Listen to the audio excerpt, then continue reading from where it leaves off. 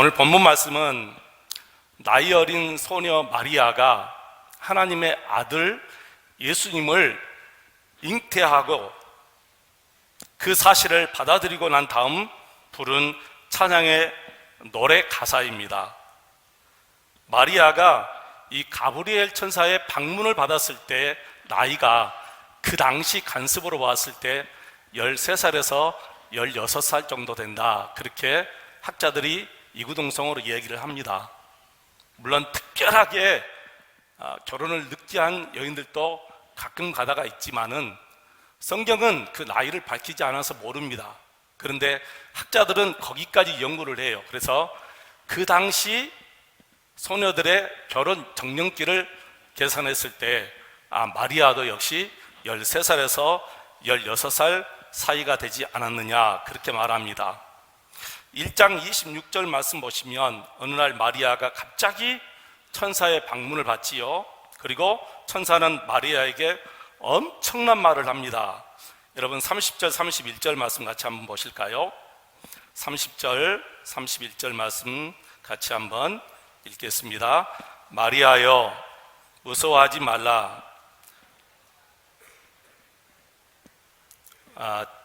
제가 기록한 성경하고 좀 틀리네요. 제가 읽어드리겠습니다. 마리아여, 무서워하지 말라. 내가 하나님께 은혜를 입었느니라. 보라, 내가 잉태하여 아들을 낳으리니 그 이름을 예수라 하라. 이런 엄청난 말을 듣고 무서워하지 않고 두렵지 않고 떨리지 않는 어린 소녀가 어디가 있겠습니까, 여러분? 이 천사의 방문을 받은 것 자체가 사실 이 소녀 마리아에게는 너무 놀라운 것이거든요. 두렵고 떨리는 것인데 하물며 아이를 가졌다고 하며 그것도 하나님의 아들 예수 그리스도를 잉태했다고 하니까 이 마리아가 너무너무 무섭고 두렵고 떨려서 1장 34절 말씀 보시면 이렇게 말합니다. 나는 남자를 알지 못한 여자인데 어찌 그런 일이 있을 수 있습니까? 하고 놀라는 표정이 나옵니다. 그리고 이제 35절로 38절 말씀까지 천사가 마리아에게 자세히 설명하는 말씀이 나오죠. 우리 같이 한번 읽어보실까요? 35절로 38절. 천사가 대답하여 이르되 성령이 내게 임하시고 지극히 높으신 이의 능력이 너를 덮으시리니 이러므로 나실 바 거룩한 이는 하나님의 아들이라 일컬어지리라. 보라, 내 친족 엘리사벳도 늙어서 아들을 배었느니라. 본래 임신하지 못한다고 알려진 이가 이미 6달이 되었나니 대저 하나님의 모든 말씀은 능하지 못하심이 없느니라. 마리아가 이르되 주의 여종이오니 말씀대로 내게 이루어지다 하매 천사가 떠나가니라. 아멘. 여러분, 성경을 읽으실 때 마리아 그 당시의 심정도 그 마음의 상태도 같이 여러분 읽으셔야 돼요. 그 마음을 한번 상상해 보시기 바랍니다. 성경은 구속사적 말씀이기 때문에 구원에 관한 말씀 외에는 다 기록하지 않습니다. 그래서 요한복음 21장 25절 말씀 보시면 예수님께서 행하신 일이 이 외에도 많으니 만일 낱낱이 기록된다면 이 세상이라도 이 기록된 책을 두기에 부족할 줄 아노라 그랬어요. 당시 마리아의 심정을 생각하건대 가슴이 얼마나 콩닥콩닥 뛰었을 것입니까? 얼마나 무섭고 어찌 할 줄 몰랐을 것입니다. 이런 마리아의 모든 사정을 성경은 다 기록하지 않았다는 것입니다. 그래서 마리아의 마음을 짐작해 우리가 보는 것이지요. 마리아는 일단 순종하겠다고 합니다.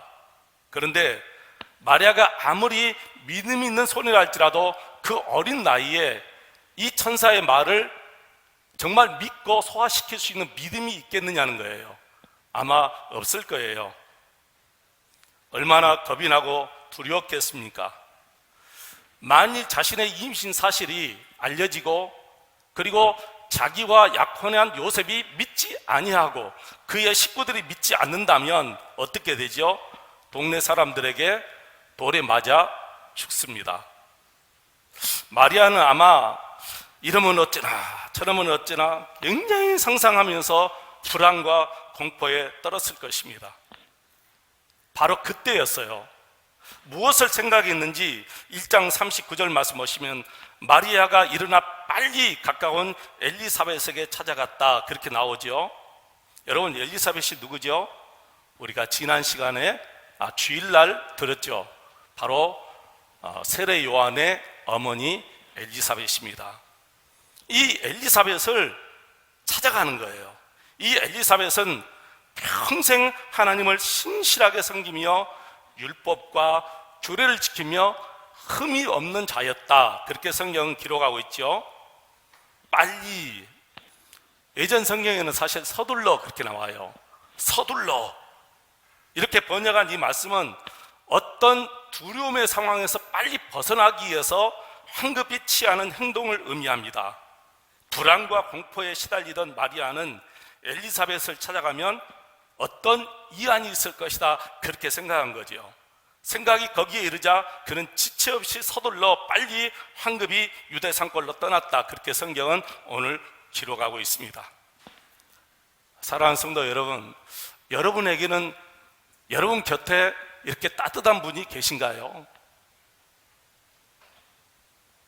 어떤 위기를 만나서 불안과 두려움과 염려에 완전히 들어갔을 때 찾아가고 싶은 사람이 여러분에게는 정말 계신가요? 만나면 정말, 이분을 만나면 정말 안심이 되고 위로를 받겠다, 그런 분 계시지요, 여러분? 저도 우리 세양교회 온 지가 얼마 되지 않았지만 그런 분이 계세요, 정말.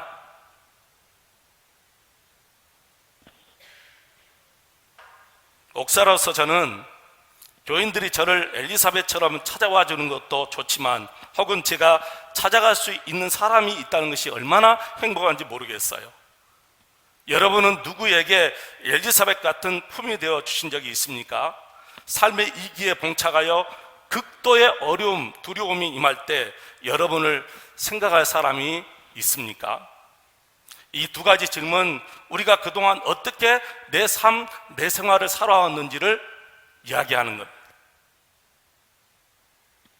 여러분을 엘리사벳처럼 여겨줄 사람이 한 명도 없다면 사실 여러분이 사회적으로 성공했다 할지라도 인생을 성공적으로 살았다, 이렇게 장담할 수 없을 것입니다. 나는 저와 여러분이 누군가가 심히 두렵고 떨릴 때 여러분을 찾아와서 속에 있는 마음을 다 얘기하고 불안과 공포의 모든 이야기를 다 하고 여러분 품에 안기고 싶은 그런 사람이 되시기를 축원합니다. 마리아가 엘리사벳을 찾아가서 문안하였다라고 했는데, 여기서 문안은 간단한 인사가 아니라 자기의 마음속에 있는 모든 말을 했다는 뜻입니다. 마리아는 엘리사벳의 따뜻한 품에서 불안과 두려움을 내려놓고 자신에게 일어난 일을 차분히 다 얘기합니다. 그리고 엘리사벳의 그 따뜻한 말을 듣고 엄청난 그 천사의 말을 믿게 되고 마음의 안정을 찾고, 그 다음에 성경을 보니까 마리아가 성령 충만함을 입어 하나님을 힘있게 찬미하는 노래를 불렀다, 그렇게 성경은 나와요. 여러분, 두려움에서 벗어나야 찬양이 나와요. 불안과 공포에서 벗어나야 찬양이 나오지요. 불안과 공포에 짓눌러 있는데 어떻게 여러분 찬양이 나오겠어요? 여러분 주위에 그렇게 힘들고 어려운 분들을 찾아가서 한번 위로해 주시기 바랍니다. 분명히 그분들이 힘있게 하나님을 찬양할 수 있을 것입니다.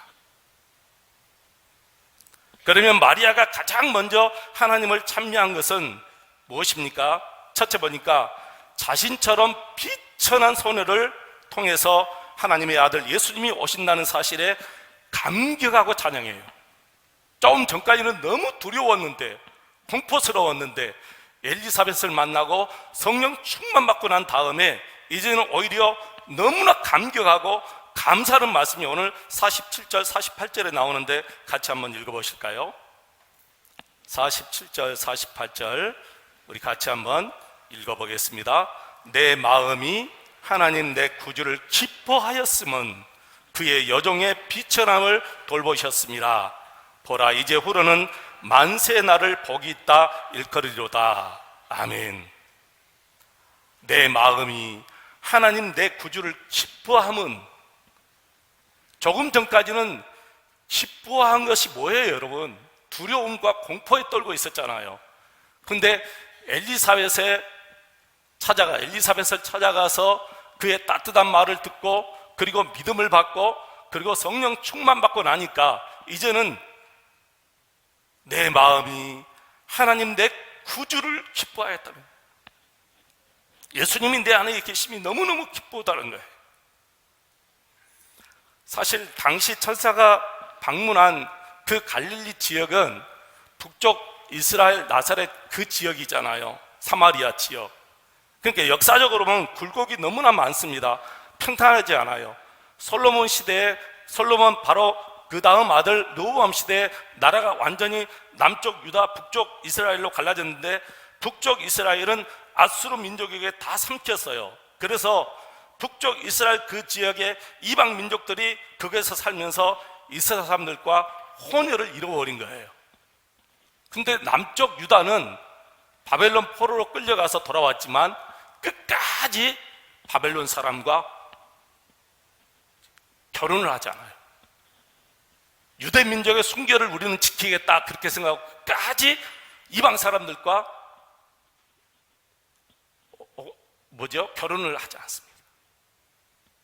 그러니까 나중에 이제 이스라엘 나라가 회복된 다음에 남쪽 유다 출신 사람들이 북쪽 이스라엘 사람들을 얼마나 심히 창녀 취급하는지 몰라요. 너희들은 이스라엘 정통을 배반하고 영적인 순결을 잃어버렸다, 이렇게 얘기합니다. 그래서 이 지역이 정치적으로 경제적으로 약자들이 모여들었고, 그리고 낙후된 지역입니다. 마리아는 그 중에 한 비천한 소녀였지요. 그것을 안 마리아가 이렇게 말합니다.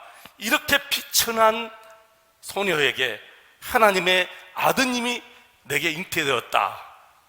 놀라운 일이죠. 이렇게 비천한 자신의 몸에서 하나님의 아들 예수 그리스도가 오신다는 소식을 듣고 처음에는 너무 두렵고 놀랬지만 이제 안정을 찾고 성령 충만하면서 하나님을 찬송하기 시작한다는 거예요. 그리고 이제는 더 이상 나는 비천한 자가 아니다. 그러면서 뭐랍니까? 만세에 나를 복 있는 자라 일컬어지리로다. 할렐루야. 전에는 비천한 소녀였지만 이제는 나는 비천한 자가 아니다는 거예요. 복이 있는 사람이라는 거예요. 환경이 바꿔졌습니까? 아니에요. 환경은 그대로 있어요. 그 갈릴리 지역 그대로 삽니다. 아무것도 바꿔진 것이 없어요. 예수님이 오신 것 하나 때문에 그 마음이 완전히 바꾸어져서 이제는 나는 비천한 사람이 아니고 만세에 복이 있는 사람이라는 거예요. 사랑하는 성도 여러분, 여러분은 왜 복이 있는 사람입니까? 무엇 때문에 여러분 정말 복이 있는 사람입니까? 아니면 아직도 자신이 복 있는 사람이라고 생각해 보신 적이 없으시나요? 제가 늘 여러 번 여러분에게 말씀드린 것이 있습니다. 저는 세 가지 놀라운 복을 받았어요. 그 무엇과도 바꿀 수 없는 복이에요. 지금 이 시간 누가 나에게 100억을 주고 1000억을 준다 해도 이 복하고는 바꿀 수 없어요. 진실입니다. 첫째는 내가 하나님의 자녀로 선택받은 복입니다. 하나님이 나를 너는 내 아들이야 라고 선택해 주셨다는 거예요. 두 번째는 그 하나님께서 예수님을 보내주셔서 나의 모든 죄를 다 용서해 주시게 하여 십자가에 죽게 하시고 나의 모든 죄를 다 용서해 주셨다는 거예요. 내 죄가 용서받은 것, 저는 이보다 더 큰 복이 없다고 생각합니다. 조금만 죄가 있어도요 두렵습니다. 여러분 안 그렇습니까? 조그만 죄가 있어도 두려워요. 그리고 누구 앞에 나설 수가 없어요. 하물며 살아온 것이 다 죄인데, 죄 덩어리인데 하나님 앞에 가면 얼마나 두렵고 떨리겠어요. 그런데 나의 모든 죄를 다 깨끗이 용서해 주셨다는 거예요. 그래서 하나님 앞에 당당하게 서는 거예요. 이게 얼마나 큰 축복인지 생각하면 지금도 진짜 여름철에 팬티만 입고 목포 시내를 활보하라도 하겠어요. 얼마나 감사한지 모르겠어요. 너무너무 감사해요. 세 번째, 그 예수님이 내 안에 오셔서 나의 믿음을 지켜주시고 천국 갈 때까지 나를 한 걸음 한 걸음 인도해 주신다는 거예요. 여러분, 이 세 가지 복 저만 받았나요? 이보다 더 큰 복이 어디 있습니까? 세상에 그 무엇과 비교할 수 없는 이 큰 축복을 우리가 받았습니다. 나는 여러분도 이러한 복에 늘 만족하시며 감사하며 살아가시기를 주의 이름으로 축원을 드립니다. 우리 중에 그 누구도 세상적으로 비천한 사람이 없다는 거예요.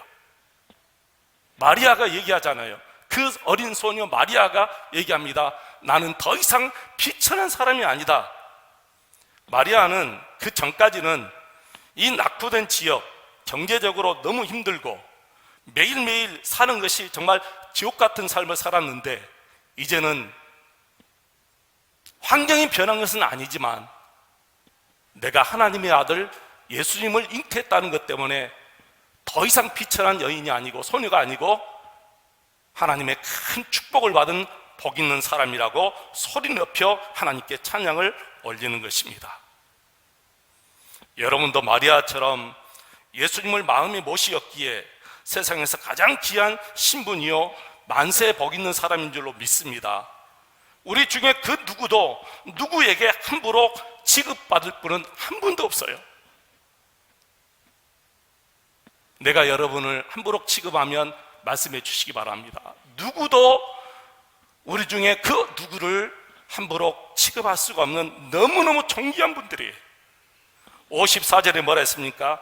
그 종 이스라엘을 도우사 국률이 여기시고 기억하시되 우리 조상에게 말씀하신 것과 같이 아브라함과 그 자손에게 영원히 하시리로다 하니라. 아브라함과 그 자손들에게 영원하다. 여기서 아브라함의 자손들은 저와 여러분을 말씀합니다. 저와 여러분에게 무엇이 영원합니까? 하나님의 국률이 영원하다는 거예요. 국률. 받을 수 없는, 받을 자격도 없는 사람에게 베풀어 주시는 하나님의 사랑을 국률이라고 얘기합니다. 저와 여러분, 여기에 계시는, 지금 여러분 곁에 계시는 모든 분들이 하나님의 국률하심을 받은 정말 존귀한 분들인 줄로 믿습니다. 그래서 옆에 계신 분들에게 함부로 가지 마시기 바랍니다. 왜 그러냐면 그분은 정말 하나님께 국률함을 입은 존귀한 사람이기 때문에 그렇습니다. 여러분이 돌아가실 때 여러분 관을 붙잡고 이분이 나를 그렇게 존귀하게 여겨주셨어, 통곡하면서 우는 사람이 많게 되시기를 바랍니다. 여러분이 정말 엘리사벳처럼 따뜻한 사람이 될 때만이, 여러분이 돌아가실 때 많은 사람이 여러분 관을 붙잡고 그렇게 통곡할 거예요. 집사님, 권사님, 장로님, 당신은 나를 가장 존귀하게 여겨주셨습니다. 당신을 잊지 못할 것입니다.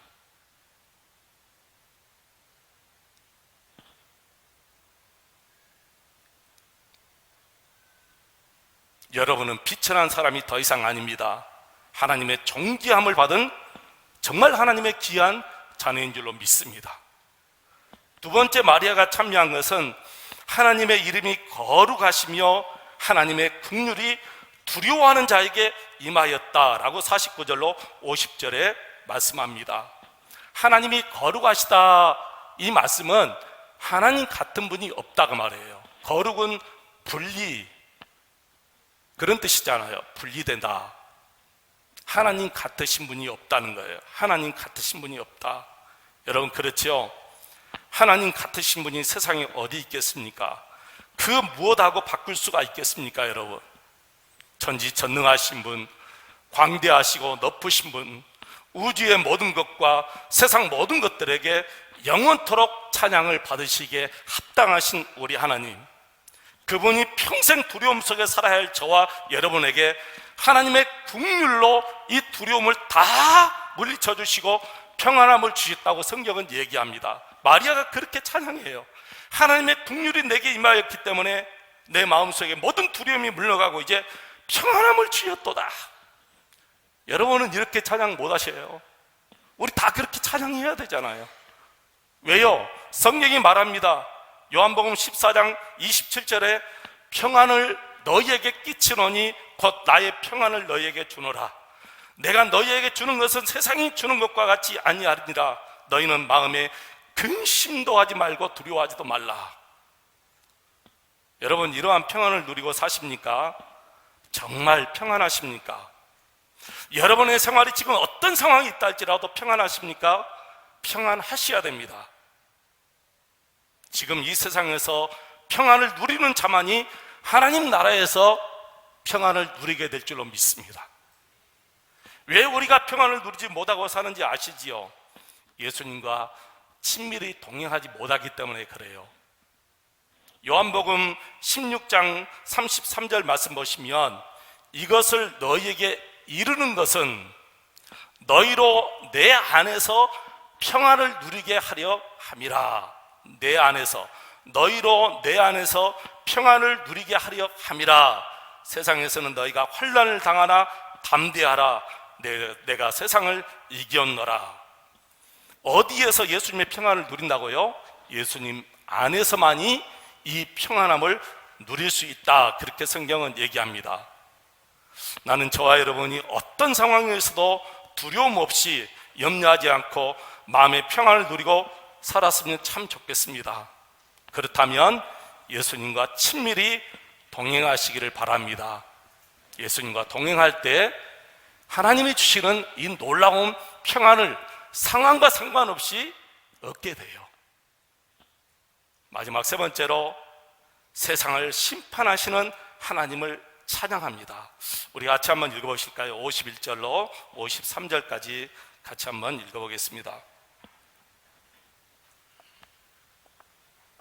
51절로 53절까지 읽습니다. 그의 팔로 힘을 보이사 마음의 생각이 교만한 자들을 흩으셨고 권세 있는 자를 그 위에서 내리치셨으며 비천한 자를 높이셨고 줄이는 자를 좋은 것으로 배불리셨으며 부자는 빈손으로 보내셨도다. 할렐루야. 여러분, 하나님이 심판하실 때는 오늘 이 51절 53절 말씀이면 딱 갈라지잖아요. 오른쪽과 왼쪽으로 딱 갈라져요. 보세요. 교만한 자를 흩으셨고 권세 있는 자를 그 위에서 내리치셨으며, 그 다음에 오른쪽은 비천한 자를 높이셨고 줄이는 자를 좋은 것으로 배부르시었으며, 왼쪽에 부자는 빈손으로 보내셨도다. 왼쪽은 교만한 자들을 흩어버리고, 두 번째 권세 있는 자들을 그 위에서 내리쳐버리고, 부자는 빈손으로 보내버리고, 이것이 왼쪽이에요. 오른쪽은 양들이 서 있는데 그 자들은 누굽니까? 비천한 자를 높이셨고 줄이는 자를 좋은 것으로 배부르셨으며. 하나님의 심판은 갈라지게 하는 것이 하나님의 심판이야. 가르는 것이 하나님의 심판이지 누구에게 형벌을 주는 것이 심판이 아닌, 가르는 것. 여러분이 축구를 보시든지 배구를 보시든지 농구를 보시든지 심판이 호루라기를 호로록 불잖아요. 그러면 반드시 반칙이 있다는 거예요. 반칙. 그러면 반칙을 행한 쪽은 손해를 보지만 다른 쪽은 이익을 보는 거예요. 그 말이에요. 반칙은 법대로 하지 않았다는 것이 반칙이에요. 법대로 하지 않으니까 심판이 호루라기를 호로록 부는 거예요. 법대로 하지 않는 쪽은 반드시 손해를 당해요. 이게 심판입니다. 하나님이 마지막 날 큰 나팔 소리와 함께 우리 예수님을 세상에 보내십니다. 그때가 세상 마지막이에요. 그러면은 양들은 오른쪽, 염소들은 왼쪽에서, 우리 모든 성도들은 오른쪽, 불신자들은 왼쪽에서 하나님이 딱 갈라버려서 무서운 심판을, 형벌을 내리시는 거예요. 왼쪽에 있는 사람들에게 무서운 형벌을 내리시고, 저와 여러분을 하나님이 높여주시고 풍성하게 채워주실 줄로 믿습니다. 이게 하나님의 심판인데, 마리아가 이 심판을 노래하여 그의 팔로 힘을 보이사 마음의 생각이 교만한 자들을 흩어버리고 권세 있는 자들 그 위에서 내리쳐버리고, 그리고 비치하는 자를 하나님이 높여주시고 줄이는 자를 좋은 것으로 배불려 주시고 부자는 빈손으로 보내신다. 여러분, 이 땅 위에서도 하나님께서 그렇게 심판하셔요. 마지막 때만 이렇게 심판하신 거 아시나? 이 땅 위에서도 우리 하나님이 그렇게 심판하신다는 거예요. 사랑하는 성도 여러분, 하나님께서 모든 것을 바로 잡으실 때가 분명히 있습니다. 지금 그때마다 하나님이 심판하지 않는 것은 하나님이 오래 참고 기다려 주시는 거예요. 그러나 하나님의 오래 참음은 있지만 결국에는 종착점이 있다는 거예요. 그때는 우리 하나님께서 이 마리아처럼, 이 어린 소녀 마리아처럼 높임 받은 사람도 있지만은 헤롯처럼 무섭게 내쫓길 사람도 또 분명히 있을 줄로 믿습니다. 우리는 늘 겸손해야 될 줄로 믿습니다. 큰 권세를 가지고 있다 할지라도 그 권세가 물질의 권세가 됐든 어떤 세상의 권세가 됐든 아니면 그 어떤 여러분이 가지고 있는 것이 됐든 상관없이 여러분 겸손하시고 하나님 앞에 겸손하시고 사람들 앞에 겸손하시기를 축원합니다. 그럴 때 우리 하나님이 여러분을 높여주시고 좋은 곳으로 다 채워주실 줄로 믿습니다. 이것이 예수 믿는 것이고 이것이 예수 믿는 생활인 줄로 믿습니다. 그럴 때 예수님과 우리가 친밀하게 동행하게 되고 여러분 마음에 참 평안이 넘칠 줄로 믿습니다. 이제 우리가 성탄을 맞으면서 우리 모두 다시 한번 하나님 앞에서 깊게 다짐했으면 좋겠어요. 바울 사도가 고린도후서 2장 17절 보니까 나는 하나님 보시는 앞에서 그리고 예수 그리스도 안에서 살아간다 그랬어요. 하나님 보시는 앞에서 코람데오, 하나님 보시는 앞에서 살고 예수 안에서 산다 그랬습니다.